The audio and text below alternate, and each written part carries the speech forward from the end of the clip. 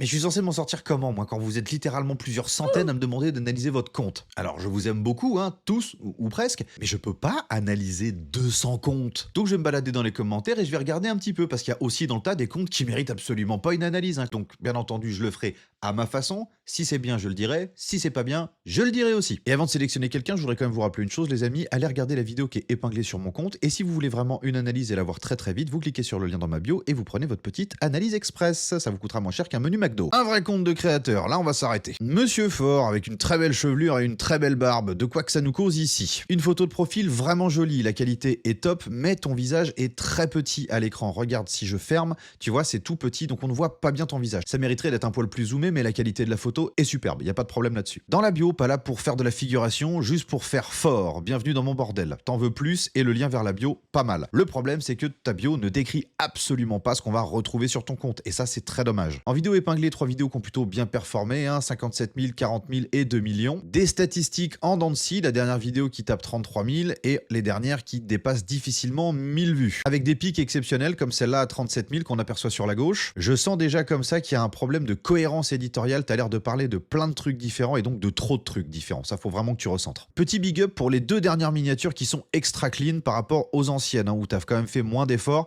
Les 2 dernières, elles sont vraiment beaucoup plus belles. Bravo. On a une mise en situation directement dans la description, ça c'est très bien. Les hashtags sont extrêmement bien choisis. Donc là on est pas mal. Attention sur l'engagement, c'est là que ça pêche, hein. Ta vidéo elle est regardée mais elle n'engage pas. Peut-être qu'il manque des éléments plus émotionnels pour faire en sorte que les gens s'engagent davantage. Dans ton cas, et avec une analyse que je fais littéralement en 3 minutes, je vois déjà des petites choses. Souci de cohérence éditoriale, il y a vraiment de tout sur ton compte. J'ai vu des replays de stream, j'ai vu des ouvertures de boosters Pokémon, j'ai vu du contenu qui était bien travaillé, d'autres moins bien travaillé, c'est vraiment en dents de scie. Ensuite, j'ai constaté que selon, tu avais des très bons hooks ou des très mauvais. Il n'y a pas vraiment d'entre-deux chez toi. Et ça, tu peux le vérifier avec ta courbe de rétention, je t'invite à aller voir. Tout ce que je vous dis là, c'est une analyse en surface, hein. Bien entendu, quand je travaille avec mes élèves dans la Wave Academy, c'est bien entendu beaucoup plus poussé. Donc dans ton cas, c'est pas un souci technique, c'est une question de compréhension des codes, surtout de leur mise en application. Parce que je pense que tu les as compris, mais que tu as du mal à les mettre en place. Donc qu'est-ce que tu peux corriger tout de suite? Bah déjà mettre en privé tout ce qui est hors niche, tout ce qui n'est pas dans ton sujet de base. Si tu l'as bien déterminé, ce dont je doute actuellement. Retravaille tes hooks, il y a clairement un manque d'impact sur le début de certaines vidéos. Alors comment corriger ça facilement? Et ça c'est valable pour chacun d'entre vous qui regardez cette vidéo. Quand vous avez terminé votre vidéo, regardez-la avec un œil extérieur. Comme si c'était pas vous qui l'aviez produite, mais que vous tombiez dessus dans votre feed. Qu'est-ce que ça vous provoque comme réaction? Et oubliez le nombre d'heures que vous avez passé dessus. C'est pas parce que t'as passé 6 heures dessus que ta vidéo elle est bonne. Loin de là, croyez-moi, ça j'en ai fait les frais. Soyez honnête avec vous-même. Si vous tombez sur cette vidéo-là dans votre feed, vous la regardez